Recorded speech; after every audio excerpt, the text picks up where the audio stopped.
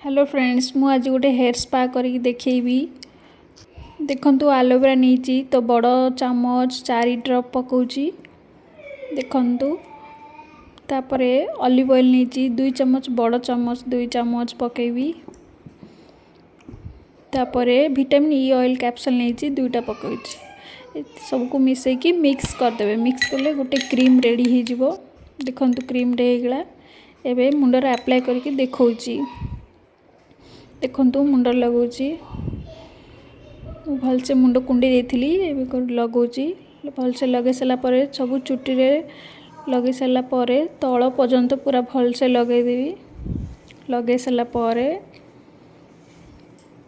5 minute 5-10 minute मुंडर टिके हल्का massage करे।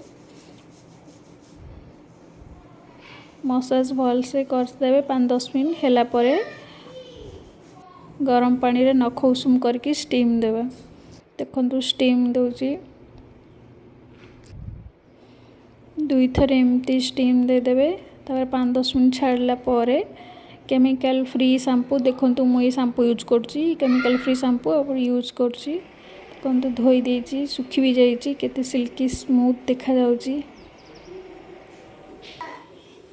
आउ मो वीडियोटी जदि आपको भल लगुच हेयर स्पा क्रीम टा तो लाइक शेयर कमेंट और सब्सक्राइब करंतु। Thank you.